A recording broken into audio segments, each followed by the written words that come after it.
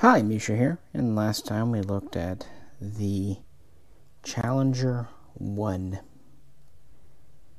the main battle tank that the United Kingdom fielded during Desert Storm Operation Granby, 1991.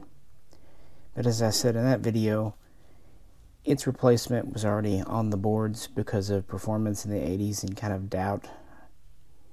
So today we're going to talk about Challenger 2, also known as CR2 or FV 4034.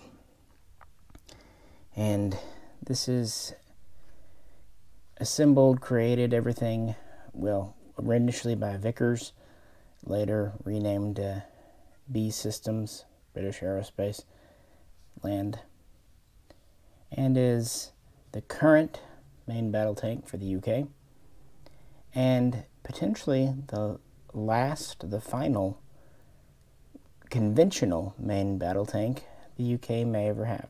Probably not, honestly, but right now, could be. Interesting story, and if they look similar, well, often that is just skin deep. This is a pretty comprehensive redesign and technological update. I have two versions here, and one's a 72 scale diecast. This is a relatively early one from Kosovo, so around 1999, and the model is from Dragon. And this one is a later one from Iraq, from Forces of Valor. So with that, let's talk about another Challenger. In a lot of ways, this is a continuation of the design lineage. Really started with the Centurion, which ran through the Chieftain, and of course the Challenger 1. In 1986, Vickers Defense Systems acquired the Challenger 1 production line, but because of less than optimistic projections for this tank, they already started working on an update, a redesign, a replacement. Now, this was a private venture, but they were using kind of a wish list from the military. And in 1988, the Ministry of Defense actually did issue real specifications. And it was with these that they kind of finalized the design on paper. And the government under Margaret Thatcher looked at what Vickers was cooking up, compared it to namely the M1 Abrams. They also compared it to the German Leopard. And late that year, they decided to go ahead and invest in Vickers, mostly because the company really needed the production. It looked very clear that the Challenger 1 production would be soon ending, which it would around 1990. And to keep their doors open, they needed a contract. So in January of 1989, they were given quite a large contract to develop a prototype, which was supposed to be delivered no later than September of 1990, so just over a year and a half time. And they were given pretty stringent milestones and benchmarks to meet. And by 1991, it was being known as Challenger 2. And after the Challenger 1's performance in the Gulf War, there was greater enthusiasm. A little bit of national pride was restored. Nevertheless, they did compare the prototype with the latest Abrams, the M1A2, as well as offerings from France and Germany. And then in June of 1991, they went ahead and awarded a contract to Vickers. This initial contract was for 140 tanks. 127 were to be fully combat capable, with 13 for training and other type duties like that, driving. So they would gear up for production right as Challenger 1 production ended. They would start for Challenger 2, and the first tanks were coming off the line in 1993, and this was a major undertaking. Vickers would use 2 main factories plus over 250 subcontractors scattered about the UK and even abroad. And they would start courting for export customers. As it happens, the only one they ever got for this tank was Oman, who initially ordered 18 in 1993. And this would be supplemented by 20 more in 1997, so a total of 38. These would be the Challenger 2E. It was an export model. It lacked some of the classified stuff, for example, the armor. It also had a 50 cal machine gun on top instead of a 7.62 NATO caliber, I should say.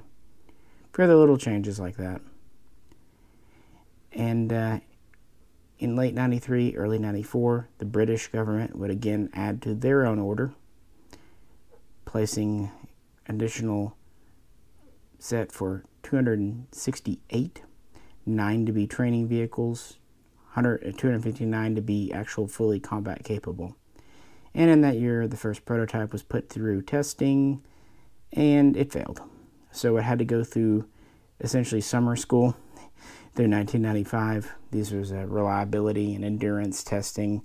They did crash testing, crew survivability, simulated combat testing, and after this, then it received the go-ahead. After a little bit of product improvement, and they would initially test 3 during this program quite extensively. So it was officially adopted in 1997, and the first ones were delivered to squadrons in June of 1998, and soon would be put into the field. So with that said, like I said, this is a relatively early one from Kosovo, so late 90s. What is going on with this here tank? In promotional literature and videos, Vickers, later BE Systems, said that this was only about 3% the same parts and parts compatible with the original Challenger 1. This is true, of course, but of course most of the parts are upgrades of the same. For example, it uses the same basic diesel engine, just a new version. And it uses a second generation of the Horseman suspension system. It uses the same basic layout internally.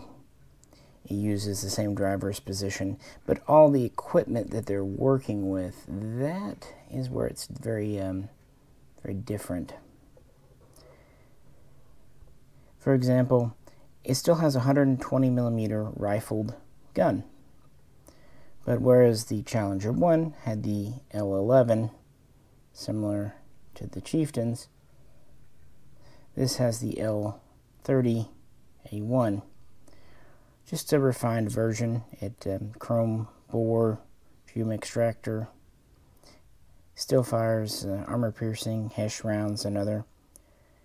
Common loadout is about 47 to 52 charges. It's still the 2-piece or 3-piece ammo if you prefer.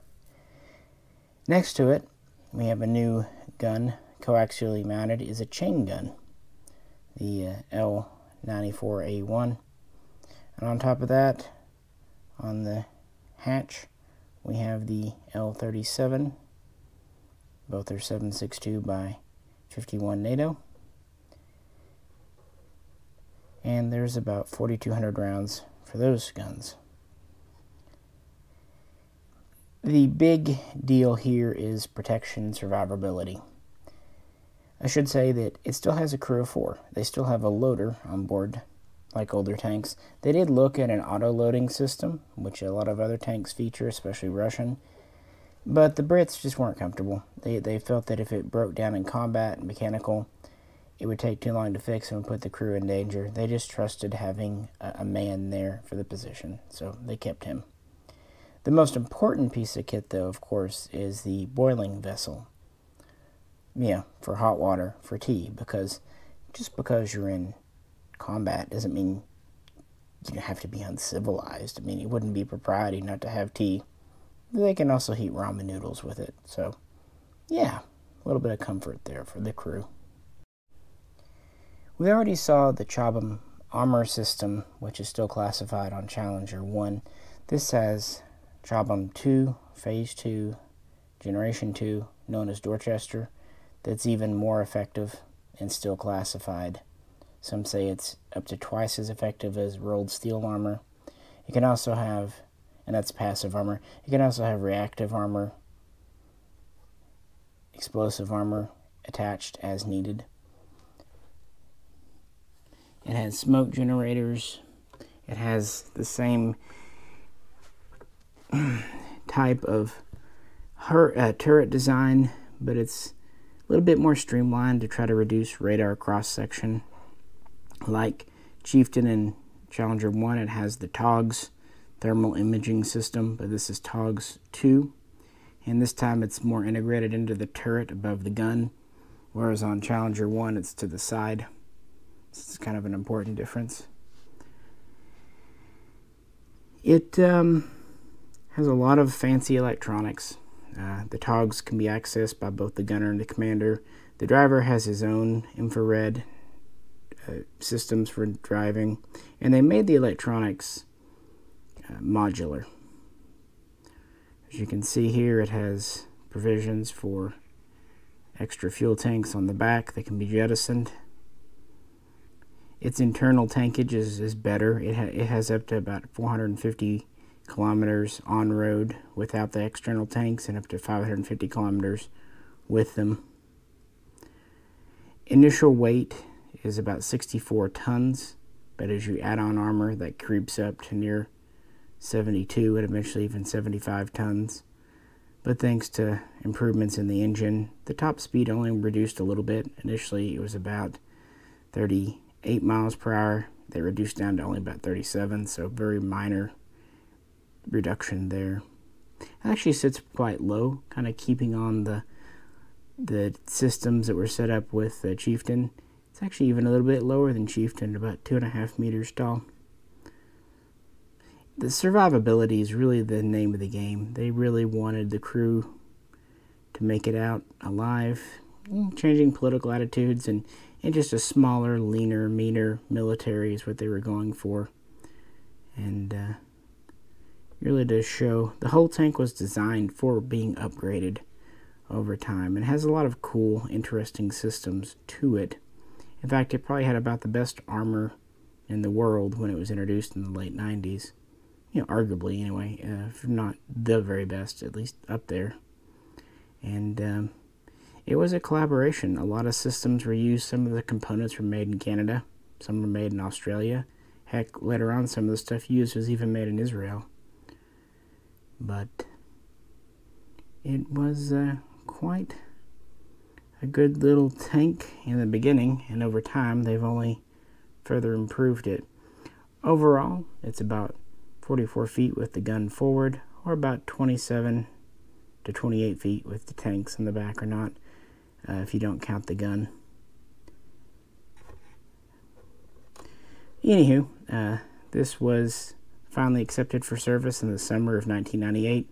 Its first overseas posting was to Germany, recently at that time reunified.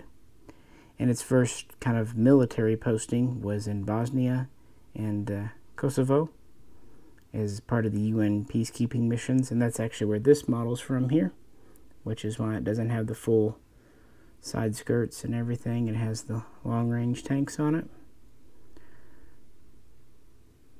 Also, around 1999, they would show off its capabilities. They would have several shows in England with the 12 fully crewed tanks, showing that it had overcome its initial teething problems and trying to inspire confidence.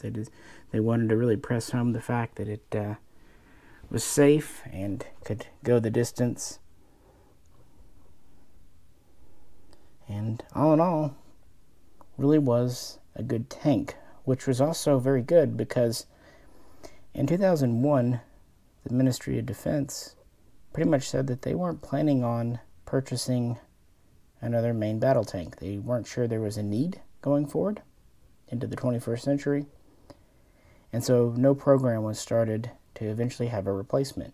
Typically when your tank comes into service, or airplane for that matter, when the current version goes into service, that's when you start design work on the next version. Well, they didn't in 2001. Of course, part of this was just, overall budget cuts. Of course, later on, this would prove a little less than prophetic because, well, lots of things happened later that year. And that leads us to our next model and some pretty intense military service. Here we have the Forces of Valor 1 from Iraq, and notice the side skirts and additional plating and flaps. The Challenger 2 would first see real, true combat with the invasion of Iraq with coalition forces in March of 2003. Initially, 120 would be sent, and their first action would be supporting troops near Basra. They would target Iraqi T-54s, T-55s, remaining T-72s, what have you, just providing close support for the infantry. But they were a little reluctant to go into the city too deep because they weren't set up for urban warfare, going too much against RPGs, mines, IEDs, infantry, and whatnot with handheld things. They weren't fully kitted out, what we'd see later. They did get sand filters and a few other adaptations from the desert, kind of based on lessons learned from Gulf War and the first Challenger. And they were doing really, really well early on. A couple of times they would come under attack. Quite famously, one was hit by an anti-tank missile, plus over a dozen RPGs. Minor injuries, but it was repaired and put back into action. Another tank probably has the record of being hit up to 70 times with RPGs and other similar ordnance. Again, light injuries, some damage, but it was able to make it back to friendly lines. Now, the first tragedy, and the only Challenger 2 to actually be lost to date, was on March 25th, 2003, on what Britain calls a blue-on-blue incident, where, kind of in bad conditions with smoke and bad visibility, two tanks using the TOG systems, so, infrared thermal, targeted each other and thought each other was an enemy tank. Unfortunately, one of those Hesh rounds that the British love so much took advantage of an open turret hatch and went inside the tank and killed two crew, ultimately starting a fire. Just because the two-piece ammunition is resistant to, blowing up, doesn't mean it can't catch fire if it's hit by a freaking Hesh round. Unfortunate. If the hatch had been closed, it would have been. But anyway, if and was.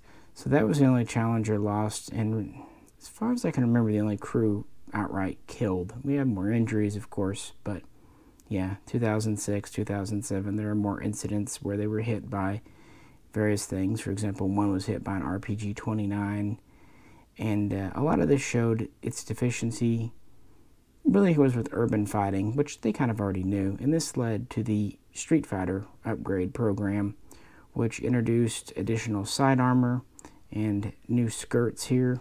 It also put new armor underneath, and actually ended up using some armor built in Israel by Rafael.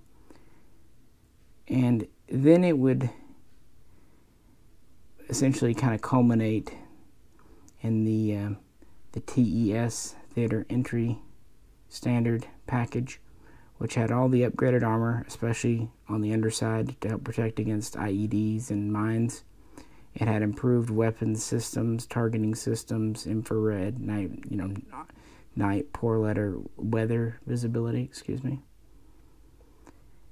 And this became the new standard around 2008, 2009, with tanks operating in Iraq. And these were considered fully urban capable. The only thing, and probably the biggest oversight, they didn't upgrade the boiling vessel. So, yeah. At this point, too, this is when they're really starting to peak at 74 to 75 tons because we really are adding a lot of armor. Luckily, they did think to upgrade the engine, so it only lost a little bit of speed and maneuverability. It didn't become a pig like some later tanks might have done. And, of course, it continued to serve in Iraq until the Brits pulled out. In 2020, so 2 years ago, the UK announced that 3 battalions would still be active with the Challenger 2 plus a 4th in reserve. They would have 227 active, well, 227 total in service. 59 of these would be kind of held in reserve and for training and at home. The rest wouldn't be scrapped, thankfully, but they would be put into storage, kind of ready storage in case ever needed, maintained but not kept up to date. The UK had ultimately Vickers, later B Systems, would build 447 of these. 410 were for the military, and then 1 was a trainer type. The rest were for Oman. So they're still very much in service today, even if they've kind of drawn them down a little bit as we get into 2022. It's still very much the preeminent UK tank.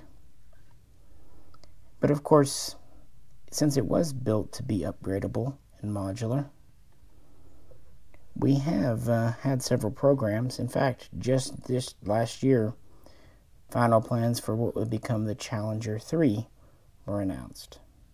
So there's a lot of upgrade programs we can talk about, but let's try to boil it down to just a couple of minutes to hit the highlights, and then we'll wrap things up. Here we are, all lined up. The final Challenger 2 was delivered to the British military in 2002. So that was the end of the production line. The Oman order had been fulfilled a year earlier. But as early as 2005, after a couple of years in Iraq, the Ministry of Defense knew that it needed to update and modernize. And this would first appear as the CSP program, which really, amongst other things, of course, updates to the sighting systems, to the armor, and at this time they proposed to the main gun, finally getting away from the 120mm rifle gun, going to the more of a NATO standard 120mm smoothbore. They liked their Hesh rounds, but they were on borrowed time with them because the manufacturer of these rounds, armor piercing and Hesh, in the UK had long since ceased production. So once they ran out of stockpiles, even though they had a lot, that would be it. This program went really nowhere. And of course, like I said, between 2007 and 2009, you had the Street Fighter package, and then that kind of evolved into the TES standard there. In 2014, they got serious again about it, introducing the Life Extension Program, LEP, and they would soon issue kind of goals and specifications. Basically, they wanted an update to the suspension, an update to the protection systems, to the sighting systems, to the computer systems, and so on and so forth.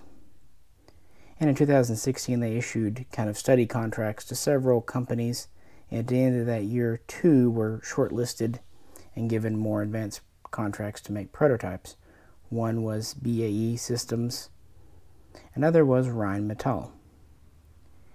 And they would go to work, and BAE would be the first to show off theirs, known as the Black Knight, kind of after the old Black Prince name, maybe? I don't know. It was a pretty well upgraded version. It featured what would basically be known as TOGS 3. It also had 3rd generation Horseman system for the suspension, new computers, new controls for the gunner, driver, commander. And in January of 2019, Rheinmetall showed off their proposal. It had an all-new turret, something they didn't have to do, but they wanted to. And it had a 120mm smoothbore gun, the L55. Again, not required by the LEP, but yeah. And soon each would be ordered to produce a working prototype. And it wouldn't be long before they would ultimately join forces in a joint stock company known as BAE, Rheinmetall, Land Systems, and so they would kind of combine efforts, and ultimately they would go forward with the Rheinmetall proposal with a little bit of the B Systems. And the MOD would argue why they needed to upgrade the Challenger, sticking to British versus buying a foreign design. The argument would kind of rage through 2020. And finally, in March of 2021, so just last year, they released a paper with their intentions, basically saying that an upgraded Challenger would be as good or maybe even better than a Leopard or an Abrams or whatever else could be come up with. So in May, they would award a contract to the joint company between BAE and Rheinmetall. And it's kind of where we're at right now. It has several upgrades and updates, kind of combining everything into one. And seemingly, the Brits are finally going to go away from the rifle gun and to the smoothbore, just joining NATO.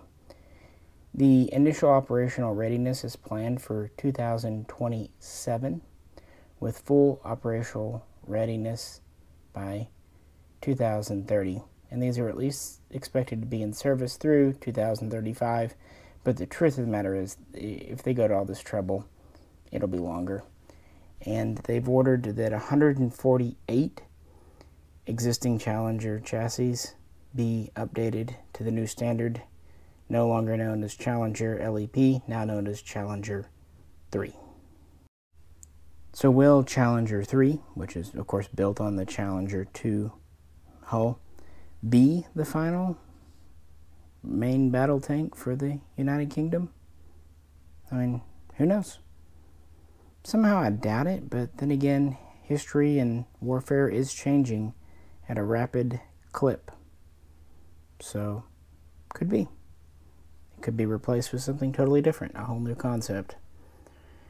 And this is far from the end of our look at British armor.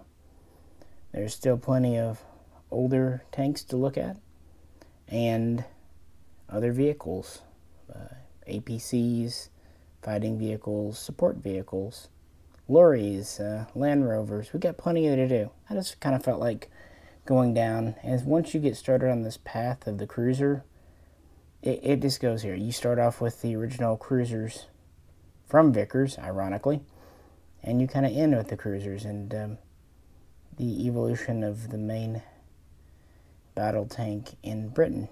Of course, the story in the Soviet Union and America and elsewhere is similar but different. And like I said, all these are 1/72 scale die-cast metal. No Hobby Masters this time. The Forces of Valor is pretty neat. Has working tracks and wheels. It's got the armor here. The one from Dragon is, like I said, more basic and earlier styling without near as many updates and upgrades on it. And of course the Challenger 1, that's a whole other thing from that war. So let me know what you think. As always, I greatly appreciate you tuning in. Hope everyone is having a good beginning to their 2022. And as always, please do like, share, and subscribe. This is Misha. Catch you very soon. Next time.